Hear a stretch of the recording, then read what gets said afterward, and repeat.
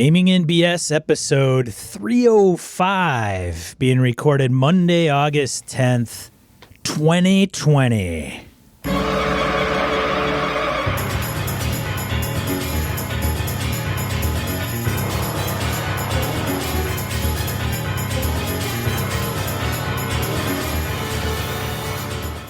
Welcome to Gaming in BS, a tabletop RPG podcast. I'm Sean. And I'm Brett. Welcome to the show, folks. Welcome back. Glad everybody's on board. How you doing, Sean? I'm doing fantastic, Brett. How are you doing? Same pain, different day. Doctor appointment tomorrow. See how that goes. But that's enough of that. That's just medical aches and pains and bullshit. Did you get any gaming this last week? I did not. We had a player that was like, hey, I'm not going to be able to make the game. And then everybody was, well, I could probably use the time for something else. And, you know, you got a lack of dedication, man. People got to play through that pain. I know. However, I have to say, I did do some streaming. I did some Delta Green prep. Oh, very good. Awesome. I did. I went through the scenario. Actually, I did it a little bit Saturday and a little bit Sunday. Are you feeling properly prepared now that you've done this? I have a couple things to read yet. I mean, we do session 1 this Thursday, cool. The 13th at 8 p.m. Central Time here on Twitch.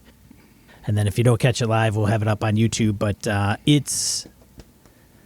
think I feel pretty good. I mean, awesome. in being able to probably navigate, I don't feel as though I'm going to have one of those. Okay, hold on a second. Okay. Hang on. Wait. Is that page 2? Fuck. Hang on. Flip.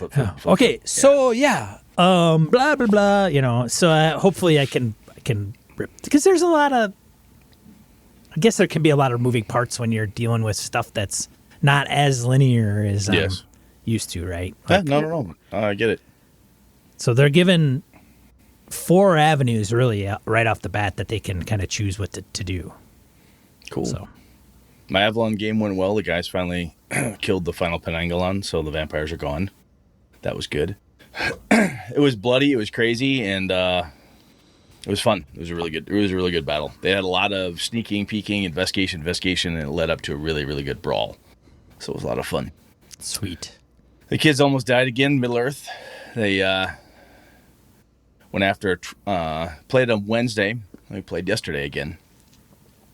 And so on Wednesday, they went after a troll that was causing some trouble. And they happen to have... There's a group of 6 dwarves that are their friends. They're basically living in a tower that they've taken over. And armors, warriors, whatever, they're doing stuff. And they neglected to go enlist the hirelings, basically, to help them.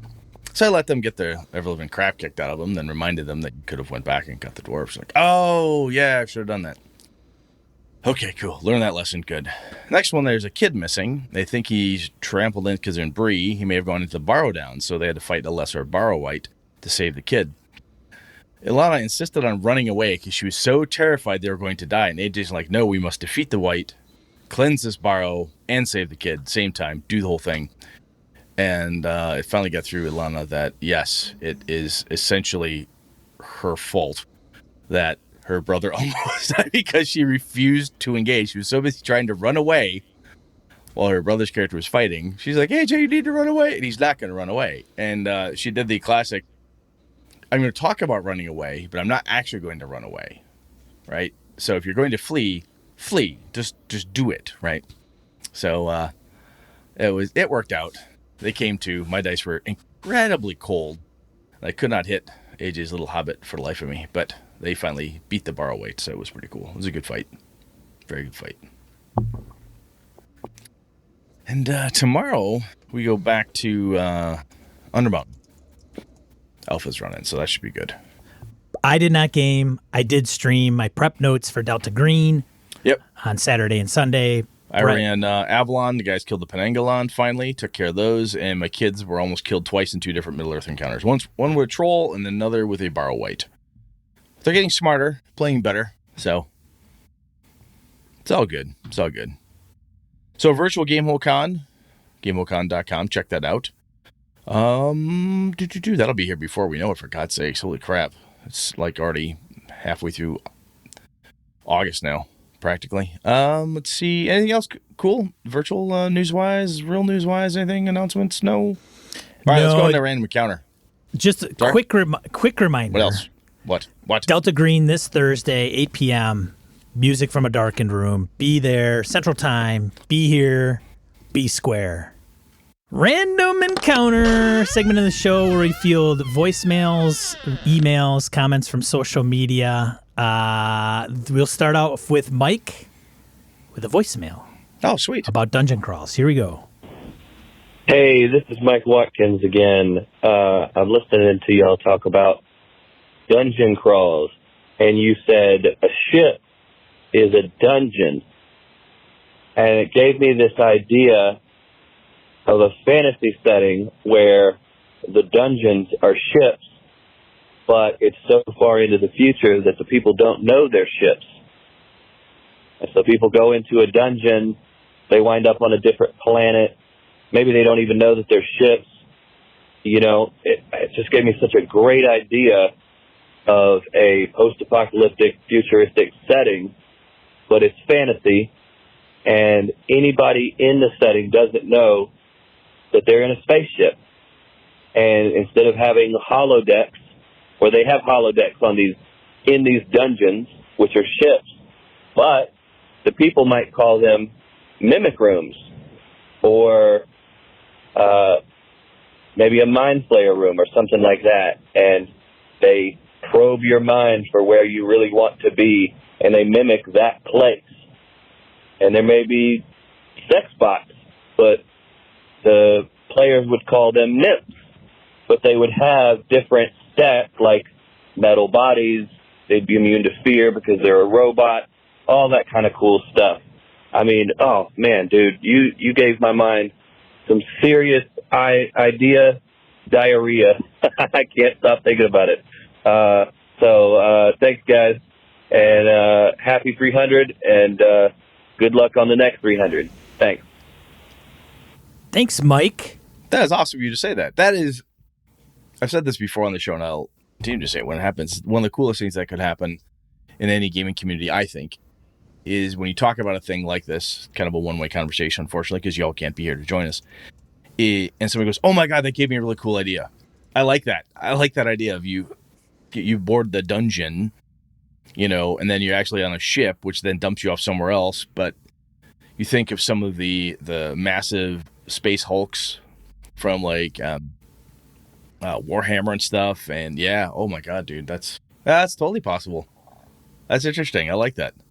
Yeah, Mike, you have to let us know how you do it, or even yeah, if you pull it what off, game? if you pull it off and say, oh, I'm going to try it with this core system or something, that could be pretty cool. That could even be a Mutant Year Zero thing too, or I'm just thinking a post-apocalyptic game, right? To go that way, where it's that quasi-fantasy sci-fi mix, and then someday somebody finally opens the door only to find out that you're actually in outer space or something. Yeah. Or Metamorphosis Alpha, as There you go. That's the other one Mr. I was trying to think of. Hobbs would probably say. Yeah. Cool, man. We got another Mike H. Yep. question. Is this the same Mike or a different Mike? This is different, Mike. Different Mike. Well, you got to read this one then. All right. Let's see. Mike H. poses a question on our forums on dungeon crawls. As I was listening to episode 303, I would think of the new game group I am in. I think most of them would be good with a little homebrewed dungeon crawl. However, we have that one guy that only will play pre-published adventures. Sorry, Sean. Yeah, what are you going to do? Well, Really? Yeah. What do you? Keep going. So thinking of the episode and thinking it would be fun to try and find a small dungeon pre-published adventure, I get on adventurelookup.com and start putting in the credentials and get a couple hundred results. Before I start diving through all of these, does anyone have a favorite? And according to Brett, my life is a dungeon crawl. Wink, wink. Thanks again for another entertaining and thought-provoking episode, Mike. Well, I'll tell you, man, if you can get your hands on some of if you want to like plunk small pre-published ones in, old Dungeon Magazine, if you can find some of those out there, those are fun. There used to be, I don't know if they're out there in PDF land where you can purchase them or anything, or if you can get copies, but anywhere from 3 to 5 sometimes different adventure dungeon crawls and stuff in them. Favorites. I'll have to think about that, dude. I've got a couple that I've read through that I've really enjoyed, but it's been a while since I've parsed through and said, ooh, this would be a really, really cool one. Huh. Sean, are there any that come to mind for you offhand? We come back to. Yeah. Borrow Maze. There's one-page dungeons. one. Some of the chat's putting in there. Harrigan and Jerry. I'll tell you, man, I have never heard of somebody that will only play pre-published adventures. That is surprising. I shouldn't say that. I have heard of people. I've never met someone like Mike who says, I know the guy. Right? I actually know the person who only wants to do that. Yeah. When I've asked that before, it's always been a nebulous, well, I heard of a person, and we would say, the hell was their reason? Well, the hell reason was because they felt it was the most balanced and the most fair and true to rules or whatever stuff. Mike, So I want to know why that person is only wanting to do pre-published. Yeah, because even I'm a fan, but I mean, if somebody was running, right? If somebody was running, I wouldn't care, right? Like, I don't care if it's pre-published or not. Yeah, interesting. Unless there's like this weird stigma or the person, it would be as if the person started role-playing games and had a really shitty encounter and almost left the hobby because they had one dungeon master that was crappy and they took that as their first impression of the hobby. Same thing. They had a homebrew that wasn't pre-published and therefore it was shitty, and then they equate that. Yeah, and I could see if that person also was like, look, I also don't like homebrew rules. I don't like any tweaks. I like everything raw, rules as written. That's the only way I like to play. Right. In which case I could see having that in the pre-published piece. And I guess if the reason I'm like, I'm totally taking your thing, Mike, and running with this one piece here. But I could see somebody saying, no, I like that because then it feels more fair. There's an answer, right? Yes. Or something like there's boundaries to it or something along those lines. I don't know, man. That statement strikes me as really weird. Yeah, it is a little But odd. however, before I'm being hyperbole here saying what the fuck is wrong with that person, I don't mean that. If that's really what they really love and that's how they love the game, power to them, man. I don't get it.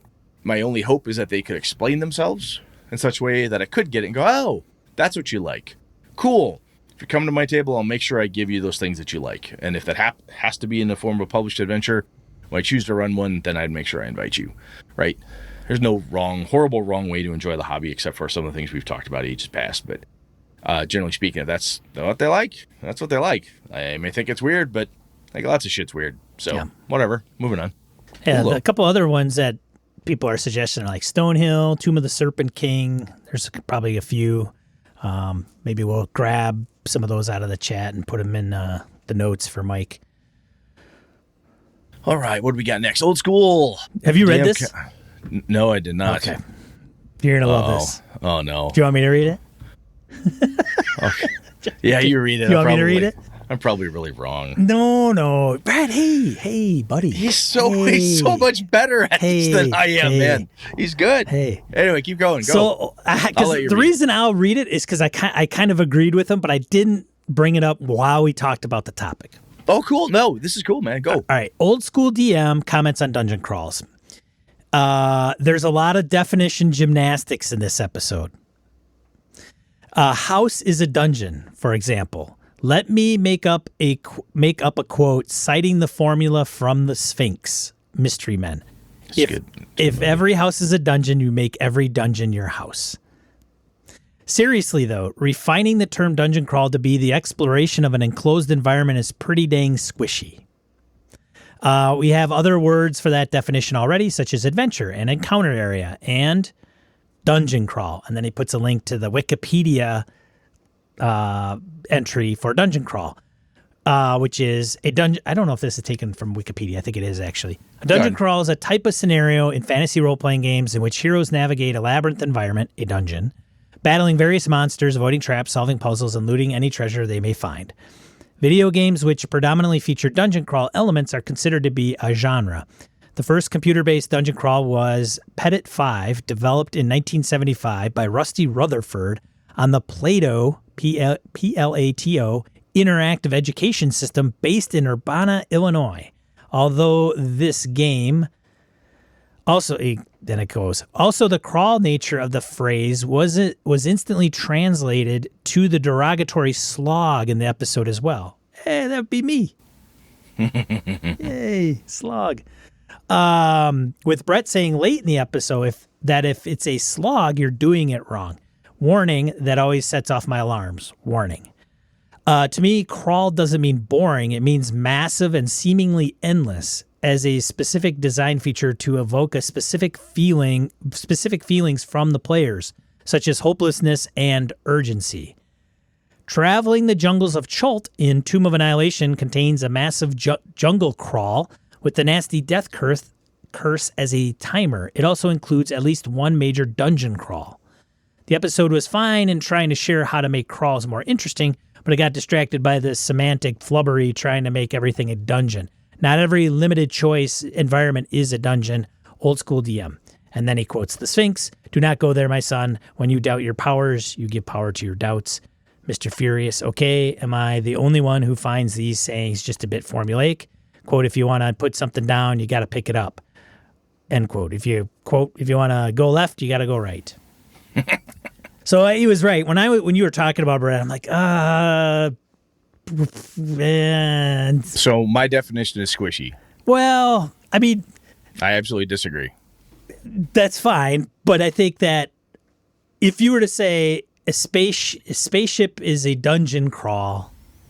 No, I didn't say it's a dungeon crawl. I said it's a dungeon. Dungeon. A dungeon is a confined space. And what you and Randy are saying is, no, a dungeon is a dungeon. So it'd be like it would be saying in your house, the top floor is your basement. And if I say a basement is just a enclosed area. Yeah, you could do that. I think it's weird. That's being semantically obnoxious to be semantically obnoxious towards me, but okay. That may be fair. I don't agree, honestly. I mean, it's an enclosed space. That's what a dungeon is. Whether it's underground, so an actual real dungeon is a place you put prisoners. Sure. A dungeon crawl is a type of adventure. Has nothing to do with the dungeon. Has nothing to do with the definition of dungeon per se. Well, I could agree on the dungeon crawl. I think that's totally. Yeah, I'll buy that. But I think by taking anything in an enclosed space and calling it a dungeon, you could call a box a dungeon. So the point is that if you think about enclosed space adventures in that way, that you do dungeons, how much fun did you have running Mothership, an enclosed space, essentially a dungeon? Wow, that was really cool. Why was that more fun than running a tomb going after orcs? Why can't you take all the lessons you learn from one and apply them in the other? The point is, if you find the similarities between the things, you can take all the cool things you like in those confined space areas and mix and match them. That's the whole point. And in that case, I would completely agree with you. I think we're getting hung up on. I think that's what a better part of an hour was about. Well, I think we're getting caught on semantics, like calling everything. Yeah, that's why it's so what. But I think if we would have said, if you take an enclosed area like a dungeon and you took an enclosed area like a ship, which we did touch on to some degree, but I think we meshed them too close together to say, well, that's a dungeon and that's a dungeon. Isn't that cool? Where if you take elements of a dungeon and put them on a ship, which you did do, I think there was my personal interpretation wasn't far from Randy's. Like, I think there was, yes, we touched on some of those elements. Like, you can have elements that take place in a dungeon that can also take place on a ship. And the similarities between the two can drive some excitement. I've had people tell me that they don't know how to, like, a spaceship adventure, right? As you talked about from Mothership, like, oh my God, I have no idea how to do this, blah, blah, blah. Sure. And those folks are amazingly good DMs in a dungeon area. Oh, okay. It's the same thing, dude. No, it's not. Okay. Break it down. Confined space, right? It's just in a box in space instead of a box underground. It's a confined space, man. In that, yes. And so when you frame it up that way, to me, it makes much more sense. Okay. Yeah, it does. That's what I was trying to say. Okay. Because at first there was... I thought I was clear. It doesn't mean I was clear, right? Because obviously if it didn't ring the right bells for you, And Randy's like, I don't know, man. I'm just like, okay, how else can I say it? I don't know. Doesn't mean there's not a better way to say it. Just I didn't know at the time what else to say. The way I looked at it was because that's why I didn't interrupt, because I'm like, and you're like, does that make sense? I'm like, oh yeah, it completely makes sense. You're transitioning some lied to me. Things. It didn't completely make sense. Well, it did when you were explaining it. I'm like, oh yeah, that makes sense. You're taking things that people would find interesting in a dungeon and you're incorporating that into a spaceship where it's dark and there's a sense of wonder and there is creepy shit going on and you don't know the layout and things of that nature. So the similarities environment, man, I'm right there with you. Yep. But I think saying like a ship is just like a dungeon, and this is a dungeon, and a jungle can be a dungeon. That's where I'm like, that gets me lost. That's all. Well, that's too bad because it's not that hard. Dude. I am going to take Brett's snarkiness and know that he's in dire pain. Oh, I'm in a lot of pain right now. He's in a lot of pain, which makes him a fucking crab ass. Yeah, worse than usual. No, I get your perspective. I get Randy's. I don't, like I said, I don't have to agree with it to like you guys. I'm like, no, that's fine. No, and that's like, I told Randy's super sharp. You're a sharp guy. I won't do this with you for this long if I didn't think you were smart. Obviously, what you're saying makes sense. I think what I said makes sense. What I continued to say makes sense to me. So here's the thing, right? I've talked about this many times too. If you're teaching somebody something, you're talking about something, and you say it one way, and then you walk away from it like, I don't fucking get it. I don't get it. I don't get it. I don't get it. And Randy turns to you, Sean. He says the same basic thing, but slightly different. Where he has a different delineation. Where he draws a line a little bit more to the left than I did to the right or whatever, and suddenly all the bells will go on. Which is why multiple teachers teaching the same thing, different students will learn at different times, right? So I can say something, it's crystal clear to me and maybe 10 other people, and 12 other people are like, what the fuck are those guys talking about?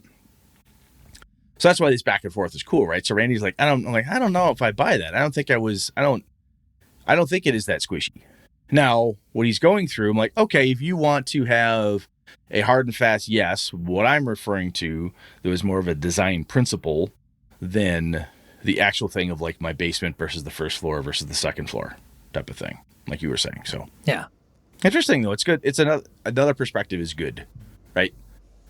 So yeah, I like it. It's good stuff. Cool. Thanks, old school DM. Should we talk about the main topic? Yeah, we could do that. Let's do that. All right.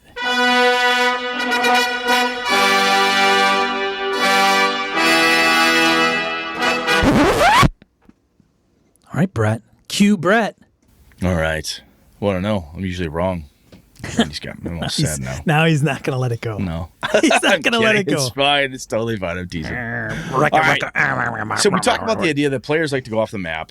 They make choices that sends the GM scrambling, what to do. They want to hop off the Sean train, go do something else, tour across the hills, get out of the dungeon, get out of that enclosed little box they're in. They want to go do something else. So I was thinking about this, and players, we talk about players and player characters interchangeably. So when we say PCs or players, I'm talking about, the agency component here. Why are players having their characters? Why are these player characters doing this stuff? I came up with a list of things that made sense to me that I know my group has done in the past, or I've done as a player in the past, as to why I want to wander off. Sometimes, I have had this happen where I've had a player who's just a complete ass.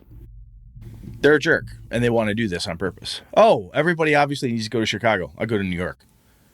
Why? I don't care. I'm going to New York. And then they've done that. I've had players do this to me, and then fully expect them going to run a special session or take time from larger group session for their adventure in New York. I don't believe it. I do not. I cannot sit here in you want me to name the name of the guy and how he did it? Mind, in good conscience, and think that one of the Wausau Gaming Group members would pull that crap on Brett. No. He's the only person I've ever kicked out of my gaming group, dude. Oh, you did kick him out eventually? Yeah, eventually I had to kick him out. Oh, then he's not part of the coveted. I had to kick him out. Oh, well, I guess if he does. Well, all right then. Because of this type of thing. So I've also talked to other game masters like, oh my God, I got this one player who's just a dick and they do this just to challenge me. Or like they think it's funny or something. think one of the other pieces that goes with it, frankly, there's some of the other ideas I have here. I think a lot of it boils down to what players feel is their own agency, right? They're like, look, I understand that there's a crossroads here. We could go right. We could go left. You know what we've decided to do? We're going to walk away from this war and we're going to go over the hills. We're going to leave this thing and go do something else. You know, if you take like your Star Wars type of analogy, Han Solo decides, I'm not getting involved in this. He takes his stuff, pays off Jabba, and leaves. A different person running that character, if you were a character in a game, could be like, look, I walk my character away, I'm done. I don't need to be involved in this anymore. If you as a game master don't want to run my adventure, I don't have to stick here. I don't have to stick out with this anymore. My whole thing is to get enough money to pay off Jabba so I have the bounty off my head. Fuck, I'm done. I'm out of here. Sometimes they do it for those types of reasons. Sometimes I think it's when I see it most often, what I think it's kind of the exasperation of the player when the players throw up their hands and go, I don't know what we're supposed to do next. Fine, well, I'll go to Antarctica. Fine, we'll go to Mars. You know, we have to do something. There's a lack of, like, the next clue, the next piece. They feel like they're swimming or drowning, or there's no rhyme or reason to a plot or anything that they're supposed to hook onto. And so they just kind of make their own way and do whatever it is that they want to do. And I know some players that I have gamed with over the years that really like doing that. They like to have as pure of a sandbox as you can get, where they kind of toddle off, do whatever the fuck that is that they want to do. And that's how they like to game. So, Sean, do you have players that, or have you encountered this before, where players, either yourself or others, want to kind of wander off, do their own thing, cut their own trail? I have to think that I've run into one player or player character that's opted to try to do that. Most of the times that situation ends up coming up with an inner party conflict where either they come across the new player character or as the group starts and they don't go through some way of being cohesive, or they do, but somewhere in the mix you start playing and one's like, oh, so you're a necromancer. Great. I'm a paladin. I don't know why I'm even adventuring with this asshole. Like, I wouldn't do it. I'm not that guy. What? Or usually, this has happened recently, actually. I think it was the Tomb of Annihilation game. Was one of the player characters didn't want anybody to know that they were a necromancer. Okay. So, of course, the player, I know the player. It comes out. Okay, it comes out. It not only it doesn't really come out, but the players, we all know each other. We've known each other for over 30 years. It just knows, like, yes, it could be divulged through play, like, hey, I do this. Yeah, that figures. I know you're a necromancer, you asshole. You're a necromancer. Why? No, I'm not. No, I'm not. No, Druid of the Fifth Circle. No, not a necromancer at all. Sean Dungeon Master knows, because he knows what everybody's playing. Yep. And I'm trying to keep it like, okay, well, the player wants to have their fun to do that. Great. But then again, I've got Jeff Paladin guy who's like, this is bullshit. And then it becomes like, fine, I walk off. I'm not going to be involved in this. Why would I? I'm not going to familiarize myself with these folks. I'm not going to associate myself with this guy. No way. So it isn't in the same sense of, oh, I want to go north just because it's north. There's usually something that's an inciting incident that causes the breaking of the fellowship. Yes. You have to feather Boromir with orc arrows just to get his character out of the way. And you know what? And I understand Jeff's position in that particular instance because I know the other player. I'll tell you what. So from my perspective, I don't think it's always bad, right? Sometimes it's like, what do you guys want to do? You're at a crossroads. You're at a place. But when that type of thing happens, you know, then that's almost player on player versus character on character. And that's where that shit starts to get uglier. And that's a piece when, for me, then that's like, okay, stop. The game, like, grind the game to a halt and go, look, are you seriously saying your paladin walks away because then you got to make a new character? Because that's what you're going to have to do. I'm not stopping the whole campaign, and we're not starting over. So you're saying it's okay that if you're better off with them, You started off saying your preference would be that it's okay that they go and do that. Is that what I'm saying them is that the players decide is like, hey, look, we're trying to do this thing, and I just, we kind of said we were going to go kill the dragon and save the prince, or we thought we were going to do this. I just don't think we can do it, guys. I think we should go. I think we should fucking bail on this. When I played my Warhammer game with my group last, there was a war brewing. It was going to happen. I had this wonderful, cool thing that was going to happen in this little town, in this city in Bretonia. They were going to have this big, and they just said, fuck it, we're out of here. They packed up and left because, like, too dangerous. We don't want anything to do with it. And they left. They decided to flee that and head to the Empire. Wow. Okay. It was fine. It's an open world. I wasn't like, oh, you have to stay here. Oh, the army attacks you and you're conscripted. I mean, no strong arm, no requiring them to go do. I'm like, this is them telling me they're interested in what I've done. They like where this is going and like, wow, this is dangerous and scary and I don't want to hang out here. Right? This is in the middle of this horrible internal war. Something nasty is going to happen. I don't want to be on the ground when this goes on. I want to leave. I'm out of here. Right? You feel something bad coming. They want to flee. I'm like, okay, cool. I can roll with that. So I have a question for you. So did they come to that consensus as a group, or was it splintered? One player started talking about it in character, like, I don't know if we should stay here, man. Like, okay. That's a good point. I hadn't even thought about that. They look at Brett, and Brett's like, you can do whatever it is you want to do. I don't so there's a couple things here. No, there's a couple I things like this. Keep going. Yeah, there's a couple things to note here. One, there's a player that starts it, and it's a seed, and it's a conversation in the game. Yep. Great. You, as a game master, are also okay with it. Like, you're like, hey, man, it's open world. That's fine. Yep. Like, you're not hung up on, all right, there's a death curse, and you guys got to go find the soulmonger because that's the source of the death curse, and it's over in Chult. And they start out, and then they're like, screw this shit. I have had other times to that point when people have gone on like a quest. And this is a while back. It was a quest for back when I was running 3.0 when that first came out. And the guys I was running for at the time, like, man, I don't know if we want to still do this. This is just, I don't know. And they look at me like, what do you think? I'm like, well, you're abandoning your quest. If you're telling me you're going to do that, that's fine. Everything is set up to do this thing. You're telling me you don't want any part of that. A couple options here. Make new characters. We can start over, do something different. Use the same characters. You fled, gone somewhere else. All the repercussions and ramifications of you abandoning this thing that you've taken upon your shoulders. Got to deal with it. How do you want to do that? What do you think? Him haw. That one, and much like the other one, I think each time this has happened, it's been a good thing.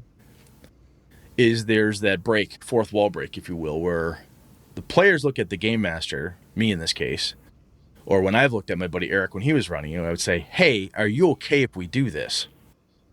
I'm seriously thinking of wandering off. I'm seriously thinking we should go take care of this other problem and let this thing lie fallow for a little bit, whatever that thing happens to be. And I think when it's okay is when the players take a look over at the game master and say, hey, we got a hankering to do this. Are you cool with that? And in each case that I've had it that's worked well, the players and game master have had yeah, that's cool. Sure, I can handle that tonight. Or if you want to do that, we got to stop tonight because I've got nothing ready. So we'll come back and we'll start over at this new thing or this new quest or whatever it is. Okay, cool. Yep, we'll do that. Or I have had when the game master's like, we're almost done, or really, when you can see that they want to back and forth. Okay, you know what? We'll stay the course. We're on the quest. We're going to save the space princess from the space dragon and kill the space whatever. Fine, that's what we're going to do. We'll go do that thing. In the case where I had the guy who was being a jerk and just wanted to wander off because he told me I was bored. I'm like, I gave you 15 plot hooks to get into. You had plenty of character interaction. What else do you want to do? Well, I don't know. I just don't like any of that stuff. I'm like, all right. I don't know what to do with you. That's a player grievance. In a case like yours, when the players have the grievance and they're like, well, fine, fuck it. My paladin walks away. My wizard won't adventure with a thief who steals my spell component pouch. Or, I'm this, that, I didn't know you're part of the Rebel Alliance and a spy. Oh my God, fuck you. I have to kill you now, And some of that comes down to perhaps a good session 0 where everybody says, look, I want to make a character who is a spy. Right. You know, and some people are like, fuck, you can't do that. I want the big reveal in game, blah, blah, blah. I want to react again. Oh, that's fine. Maybe that isn't the answer for your group. But the other piece is making characters that fit, right? So if somebody's a necromancer and you've known each other for 30 years and you know Jeff is going to blow a gasket, bad call, man. I would almost hazard to say, Sean, dude, don't let him do that. You know? Well, and while that may be the case, then I get the why can't I then I gotta babysit. Oh, I get then it, dude. It becomes this big pain in the ass with like, oh, you want to let me play my kid? I don't know that I'm more freaking playing with a 10-year-old. Yeah. Like, what the hell, man? I get it.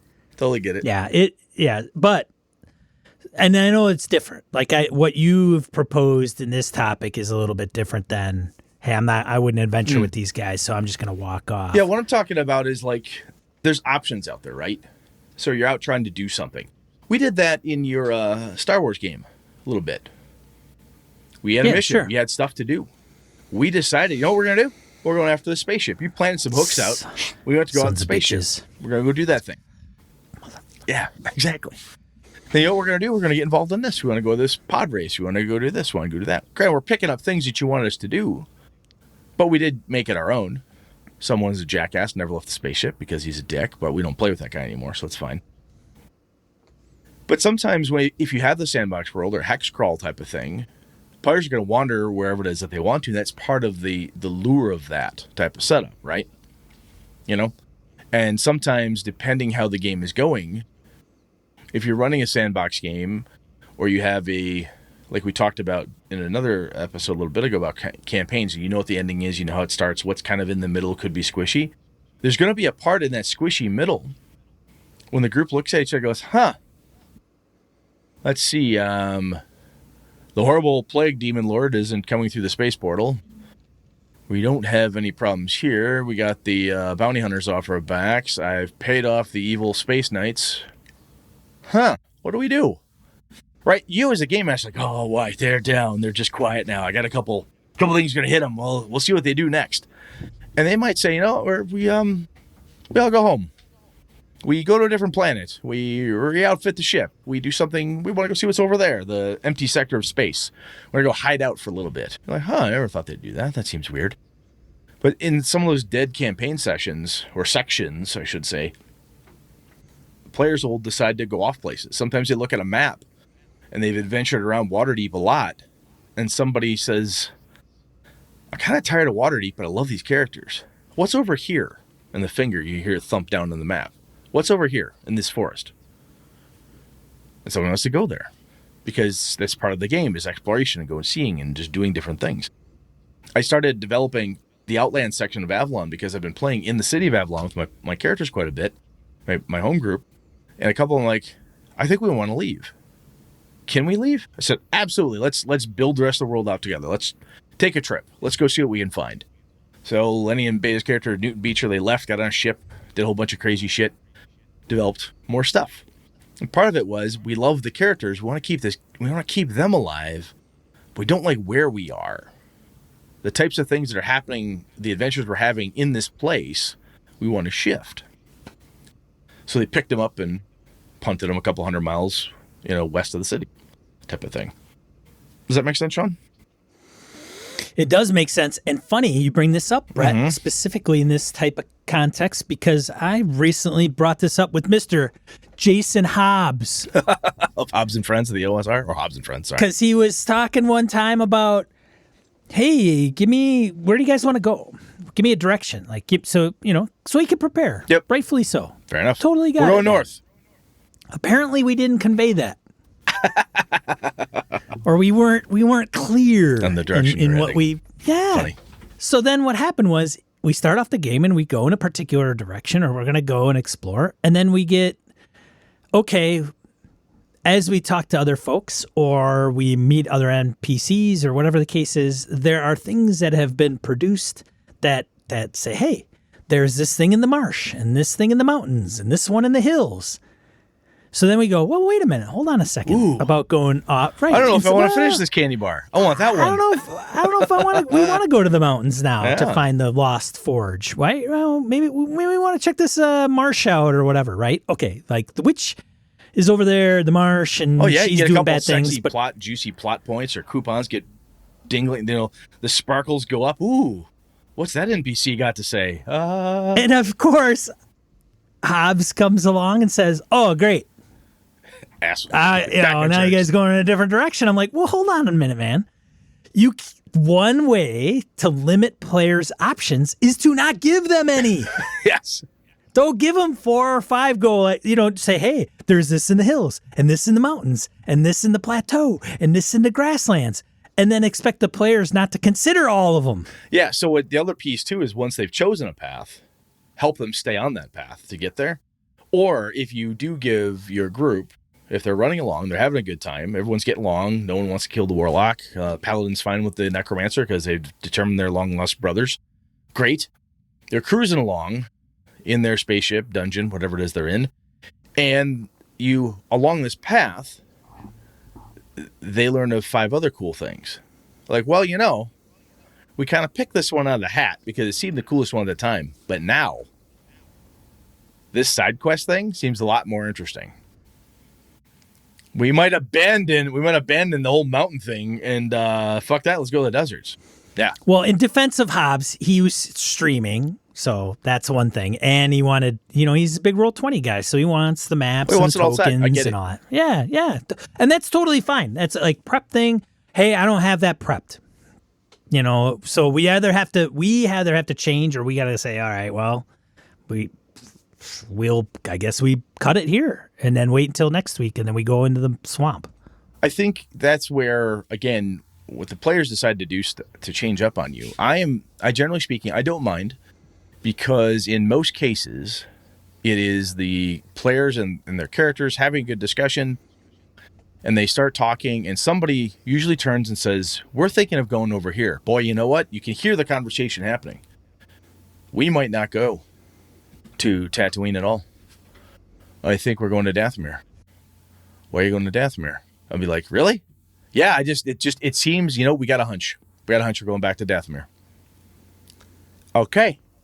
Wow. It's a big galaxy. Son of a bitch. That's what I would have been. That's what I've been. Yeah. That's what I would have said. Yeah. What in the hell do you mean you're going there? Yeah. But they're saying we're thinking of going there. Son of a bitches. In my case, though, the stuff I've seen that are nice is when I'm doing that, I'm looking at you, Sean, or Randy, or whomever my game master is like, hey, we're thinking of doing this. I'm looking to you to help me and the group. Is this okay? One, as a very meta outside of it, are you as game master? I wonder if she's okay with us doing that. Changing the script right now. Or is Randy going to lay down some wisdom and say, hey, look, guys, I think you're forgetting the last 10 sessions, all these promises, all this stuff, all this history. And it sounds like you're getting distracted a little bit by this thing. I'm just saying. Oh yeah, Randy's right. We have a powwow on, and Sean and I go, yep, you know what? Bad idea. We're not going over there. We're going to go to the mountains. So, as long as what's being done, when the players want to wander off, and again, I think a lot of it comes down to the agency piece. The world is alive. They want to feel like it's alive. That they have all these clues, these wonderful, cool things. They want to be able to feel like they're not completely on this nasty railroad which has no viewpoints, right? It has no fun stops, no scenic views. They want to be able to go somewhere else. When you lay down a map of the Star Wars galaxy and tell me you can only go to these 2 planets, and I own a spaceship, are you fucking kidding me? It feels dumb. Well, that's when the game master has to say, well, you only have fuel to go to either one. Mm-hmm. You go to anywhere else, you run out of fuel and you're going to be dead in space. Aw, even this one that's halfway between. Nope, that planet exploded. That's right. It's blown up. It's asteroids there. Was there. No, it's funny. It's not there anymore. So we're kind of jumping around a little bit here, as is our want, Sean. But have you had this happen to you as a player where you're, other than the one, I guess not have you, because you clearly said it just did with Hobbs, but was that a matter of how it usually happens in your experience when you see something that looks juicier, more fun, that you're like, hey, we want to go do that thing? It could depending on what's kind of on the table at the moment. It isn't. I don't think we went looking for it. Like, that's kind of like boring. So, is there anything else we could do? Like, can we go to the town square and see if there's wanted posters and hunt down criminals? Like, we didn't. It wasn't that. I mean, there's knowledge that we have gained, and through that knowledge has said, hey, there's this rumor that's over there, or that could tie into this cult thing. Mm-hmm. Oh, okay, yeah. So it's. I think most of the times that I either run a game or I'm partaking in a game, it's very rare where somebody will just be like, "Foo," squirrel, and then they'll go off in a random direction. Especially if it hasn't been presented to them for some type of motivation or reason. Like I don't find players just waking up in the middle of a game session and going, like Forrest Gump, man. I'm just gonna go. We're gonna go for a run. Or I'm gonna stop running now. I'm going home. Yeah. What do you mean? Yeah, like 20 people behind you running across the country. Hey, like I'm gonna go home now. What the fuck? What the hell? I have had it where characters have had like, they assume this thing's always going on. When there's been another character in the group is like, look, my goal is to gain enough of X to retire or enough to do this thing. Right? I have that opportunity. I'm going to stop. I'm going to open that inn in Waterdeep I've always wanted. I'm going to buy that spaceship I've always wanted. I'm going to buy that repair facility.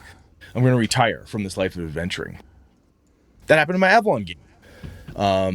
JR's Outlander character had a great opportunity to take over the One-Eyed Raven Inn. He's like, done. I said, well, John, what do you think? I threw the idea at him thinking, I don't know what he's going to do. He's like, yep, I'm going to do it.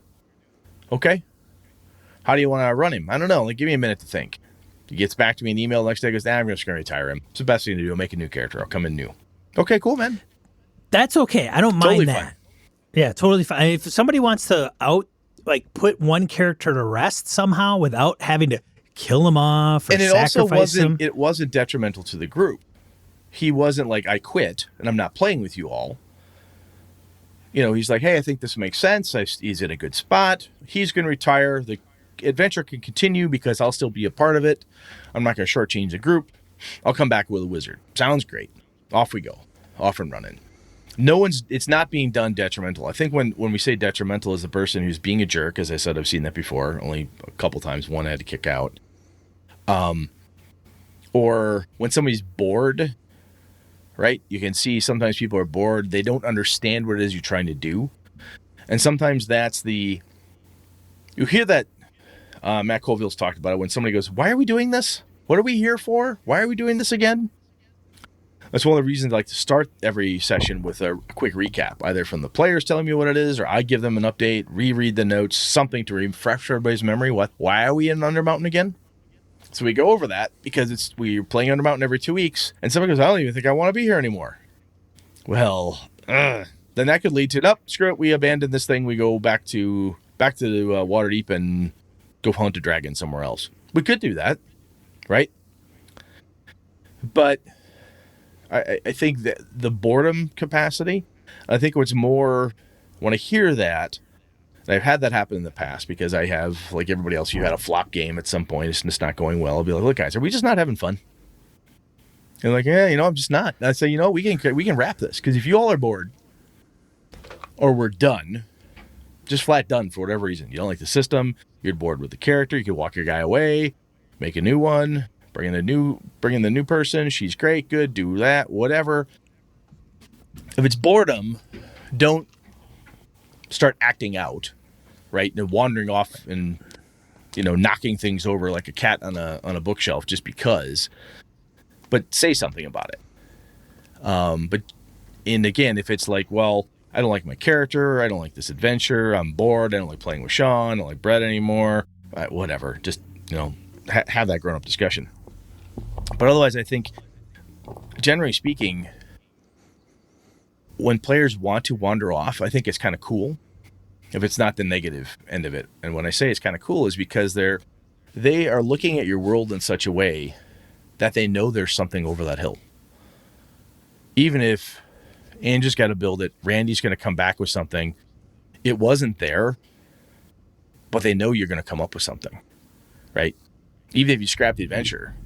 And Hobbs is like, "Wow, fuck. You don't want to go to the mountains? You want to go to the forest instead." Okay. We trust him, and you trust your game master that they're going to come up with something cool. Well, it's Hobbs. You kind of sort of trust him. Generally speaking, though, you do. But I think it's kind of not a rite of passage in a way, but when the characters are looking at the world, they want to figure out how to make their way in it, how to do different things. They're going to follow a clue, a tangent. They want to feel free to do stuff. And part of the freedom of being able to do it is knowing that you as the game master are going to lay down some cool shit for them to figure out and to do. They abandon that quest. They don't want to go to the desert anymore. They've decided they can't find the Caliph's son. We're done. We could either get on this caravan and head back over here and survive, or we could die in this desert. We've been here for a month. The kid's dead. Let's just tell the Caliph he's dead. I got nothing. And it's a legit answer. And by feeling they can do that, they are trusting the game and the game master to make sure that cool stuff is happening. You know, I don't know if that helps at all, but I think it's a sign of support in a way. Well, and all is fine, all in dandy. Yeah. But now we've also had episodes, Brett, where you have said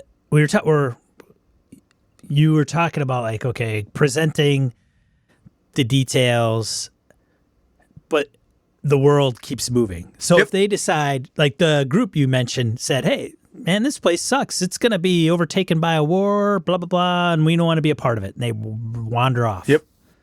And you give them that option. So do you bring that as a consequence? Oh, yeah. Shit got bad. Right. So because when they fled the area, they fled with a horrible artifact of chaos. And that artifact of chaos they fled with was part of what the war was about. They didn't realize that. You know, it's kind of like, it's, you know, old school in a way. You find the one ring, guess what? Who comes looking for you? The ring race, because you've got the goddamn thing. You know, shit follows you around. Your adventures, your kind of nexus points for plot hooks come flying at you. But even you're just wandering on the road, not wanting anything to do with that crap. That's not how and it just finds it you. Does. You're a nexus point for hell, kids. It's the deal. Player characters, man, they got the worst luck. But that's, you know, if you decide, look, we're not telling the Caliph. We could not find his son. We were fleeing this desert, and we're going to report back to him. We report back to him. He's livid. He's angry. He kicks you out. Strips you of your lands and titles. You're gone. You're to be spit upon in the streets. You're garbage. You're useless. You're not heroes. You're fucking punks. Get out of town. You get kicked out. You can argue that all you want, but like, look, you failed. You know, this is the thing. And I told you he was a bastard when you met the man. You tried to do this thing. You bailed, and Princess Leia's dead. Whoa, you killed her? Yeah, yes, I did. So some people, not everybody. Yeah. They may look at that and go, "Oh, I see." So I don't follow Brett's plot hook. I go in a particular direction because I don't want to deal with that shit. And then all of a sudden, Brett brings down the heavy hand with 9 ring wraiths on me because I got this stupid ring that I found in the bottom of a freaking creek. Well, it's not my fault you didn't realize that was connected. It's not my problem. Generally speaking, though, those are extreme examples. The other example is that you leave the town before the war happens. And you encounter stuff. There's signs, there's remnants. If that invading army did well enough to take that city, they start spelling out. It's an army of chaos. So they can't escape. They can't escape the war. No, they gotta face it at some point. So what they decided to do is they said, "Fuck it, we're fleeing to the Empire." Fine. They went to the Empire, and I cooked up a whole different set of adventures for them. They fled Bretonia. They went back to the Empire. Okay. Bretonia was in complete chaos, craziness across the mountains. They went to the Empire, dealt with a whole bunch of other stuff. And somebody said, I wonder if we went back to Bretonia, if we could find a clue, because we never really dug into that Druid's Grove. We should go look. I'm like, they want to go back? Are you kidding? They want to go back. You want to go back? All right. And they went back. It was like war-torn hell. They're like, oh, yeah, that's right. There's a war here. We fled. Son of a bitch. So the war stopped at the mountains, right? It was just within Bretonia. They fled. They got far enough away. Dangers behind them. They found different dangers. They dealt with those other dangers. Somebody had the idea that I think this is connected in some way. because we're seeing the symbol of Zanish, this horrible god of change and magic and chaos, and maybe it's there, maybe it's here. I wonder if there's another clue way back. And there was no clue in the Druid's Grove, but somebody thought, hey, let's try that. Hey, good fucking idea. Cross the mountains, back to the hell. The game broke up before we got much further in it than that C episode when I got pissed at my team about something totally different. But anyway, that was, yeah, you can flee far enough, right? If you don't like it here, you can leave and you go somewhere else. Whatever was happening there, to your point, the world keeps turning. It doesn't always have to follow you, right? You can get far enough away. You know. So I think that's legit, because otherwise it can feel like I have no agency because I tried to run away from you, but you beat the fuck out of me and drug me back to the war I didn't want to be in. No, leave the war. That's fine. For reality's sake, quote unquote, you have to flee far enough, right? If the Germans are marching, into Russia, you probably have to go quite a ways into Russia to get far enough away from them. You can't just go from, Stalingrad to Leningrad and assume, I just left one city. How dare you bring the war here too? I mean, it's a war. It's a big damn thing that's happening. You need to go far away, which you can do. And then when you come back, stuff's happened. Make sense? Totally. I think as long as the players realize, like, hey, that's the stuff that I keep, like, that's just because you wander off doesn't mean that the world stops. And some people, I think that they can just kind of escape it. You didn't just hit you didn't hit the pause button on the war. And it's not like, right. I've told AJ and Ilana this before. I said, look, this isn't like one of your video games where you can just that quest line is active whether you're level 1 or level 20. Right. At a certain point, that quest line is gone. So, and that's a piece. Like in the discussion, you want to leave? Okay. You might have to flee a long way to get away from the war. Yeah, we know. We'll see how far that is. All right. At least get across the mountains. Get free of that shit. Then they decide to go back. Well, all right. Then you're going back. Guess what? That world, there was no pause button. Something kept happening. Anyway, I guess that we kind of touched a little bit around why players do this type of thing, why characters might choose to want to leave. I guess I'm curious as to how other folks have dealt with it. Do you care? Is it an out-of-game discussion where you say, no, I have nothing prepared? We all agreed this was the adventure. Look, we're playing Horde of the Dragon Queen. That's what we're playing. If you don't want to do Horde of the Dragon Queen, I don't know what to do for you, sir and or madam. What are we doing here? Type of thing. I don't like this. I don't like this adventure. We are like halfway through Demons of the Underdark of Death City. What are you doing? I don't want to be here anymore. I go home and start a farm. All right, leave. I don't know what to do there. But anyway, I'm kind of curious. I think it's interesting to me sometimes when I look at when characters want to leave, when players want to wander off. I like having the discussion with the players, looking at it from their character's perspective. Why does he or she? Why do they want to leave? Is it something that they've seen that they say, this just isn't what we want? Really want to change? We want to flee the war. We want to go to the war, or whatever the case is. So, how do you folks deal with it when it happens to you? I would be specifically interested in the folks that tout that they run a really open sandbox. And when those things move and change, if everything else moves and changes, or is it always more, or is it always more static? Which I do, and how you handle that. But like the Tomb of the Ogre Lord is the Tomb of the Ogre Lord, whether no one else goes there until you get there, type of thing. Yeah. Interesting. Yeah. I think, well, and it's a lot to manage when that starts happening, especially if you're running points of light, maybe not so much, but when you got and that's a point. I've got 5 plots here and they're all over the place. I could easily see people saying, look, I hate it when the players want to drag their characters all over the place because I'm not ready for that. I have limited time to prepare stuff. I don't want to GM off the cuff. I'm saying it like it's a cool thing, but it's a cool thing for Brett. It doesn't mean it has to be cool for you. That if you're not cool with it, that you're doing it wrong. Clearly you're not. And I'm kind of wondering, what part of it do you like? Do you hate the whole type of thing? When they want to wander off the beaten path, go do something different? Especially in a homebrew adventure, I find that happens more often. Because you're like, somewhere I think in the players' heads, like, Sean made this shit up. So he can make up something else. Right? Yeah. I wonder if probably. that's Maybe. I don't know. Who I'm knows? curious to see what other people think. It's not a super heavy, deep topic. Just kind of wondering. Yeah. Write in or give us a call or head over to the forums and let us know. No, I should say I think I'm starting to agree with Randy. This has been cooking in my head for a while. It's a definition thing. It's been that's all. no, it it's is. been in my Like, head for a bit. I'm thinking about it. Yeah. Not everything is not everything is a nail. No, not always. No, not always. Right. Not always. Not always. All All right. I'm slow. I'm in pain. I don't think quick. No, I understand, man. Let's get into die roll. Yeah, let's go. All right, die roll. 2d4 miscellaneous points of gaming and geekery we want to bring to you. We've got 3 this week.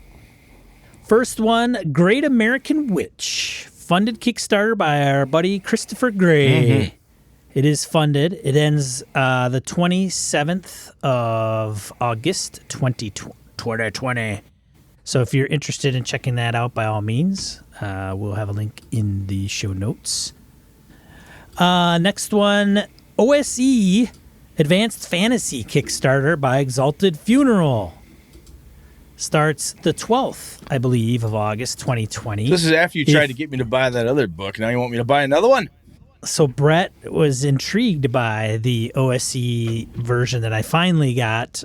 Took some time to get it across the pond and then through necromantic games. Necrotic Gnome. Necrotic Gnome. Necrotic Gnome. Exalted Funeral. It's all death. All death. It's death. All death related. Yes. But it's my understanding is it's still kind of in the spirit of the BX, but to bring more classes and more spells and things of that nature. So they do an awesome Kickstarter, awesome products. I gotta say, I bought the PDF like on a bundle, and I'm like, this is kind of cool. So I bought the hard copy and got it. And there's a lot of folks that listen to the show that have their own versions too. So check that out. And then lastly, Notion is an app that I found. I think another gamer might have been using it on Twitter, and I found it. And it's a Windows, Mac, iOS application that's like similar to OneNote, but I would say it's even, dare I say, better? more powerful. Ooh. Yeah, you could do it in the web. OneNote, you could do that. You could do it on a Mac. You could do that on OneNote. And you could do it on iOS. You could do that on OneNote. But it's got a lot of templates that I thought was pretty interesting. So I started using it for my Delta Green game, and I'll probably use it for prep. Hey, man, if it's a variation on a theme, does it do more better of what you want for you? Take a look at it, man. It does all kinds of stuff, man. And it can do some integrations like our show notes. I can plop them in there. Cool. Yeah, so I thought that was pretty cool. So if you're looking for a new tool to maybe explore, if you're cool with the one you got, great. Otherwise, you can check out Notion.so. There's a free plan, and then there's a paid version. But other than that, that's all I have for... Oh, I got another thing here. No, Look at this thing. Look at this thing. I don't know what this little thing is. So I got 4 of these suckers. Oh, the Hidden Necropolis? In the mail. Yeah. By Nola Burt.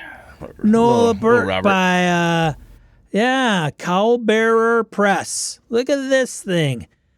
Robert Nemeth. I got part of Zine Quest. I got mine as well. It's a damn good one. It's built well written. It's got a good zine feel, but easy. Miners at a copper mine in the foothills of a large mountain range have discovered the remains of an ancient civilization and something more mysterious. A lone survivor of the mine arrives at the nearby town but is delirious from his experience. Will the adventurers sent to unravel the mystery find out what dark fate has befallen the mine? The Hidden Necropolis is an adventure for 4 to 6 PCs of levels 3 to 5, compatible with the 5 torches deep, as well as 5e. I have 4 copies, which I don't need 4 copies. You have to give some away, man. Apparently, man, we've got some shit to give away. We'll have to cook it up. Cook up something. Cool, man. What can we do? So check out that. I imagine you get it on drive-thru, right, Nola Burr? I believe it's out there. So yeah, that says it's now live on drive-thru. Is it? It is. Sweet. So Mike H, you were talking about dungeon crawls, right there. There you go. Another good one to take a look at. There you go. So yeah, we'll have a link in the show notes to that one as well. You can grab it on drive-thru. Imagine he's got print on demand option. But other than that, now I can officially say I think I'm done. Cool. What are we talking about next week, Brad? We're going to talk about making thieving interesting. Or thieving interesting. Thieving interesting. So becoming a crook. Yeah. Burglar. Expert treasure hunter. Whatever. Oh. Cool. So that'll be it. That'll be it next week. Next week here, Monday night, 8 p.m. live. Otherwise, check us out in your favorite podcatcher. We'll actually have sound next time. It'll be great. We'll have sound from the beginning. I think Sean's done thinking around with his setup. We'll see. I'll double down the Vicodin so I'm not in so much pain. Yeah, Brett will be completely high. Wouldn't that be something, ladies and gentlemen? Yeah, that's Brett's high. Yay! That's what y'all need to see. That'll be good. All right, let's get out of here. Just say no to drugs, kids. Stay in school. All right, thanks everybody for joining us live in the chat room. Appreciate it. Love you guys.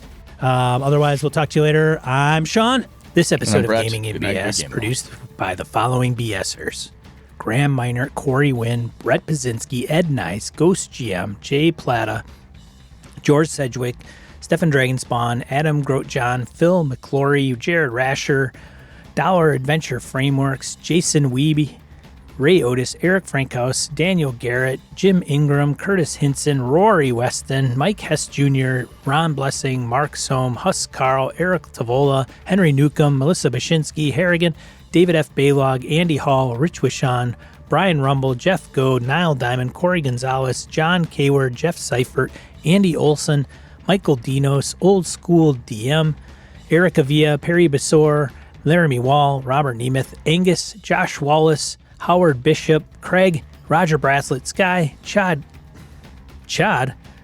Gleeman. Just kidding, Chad.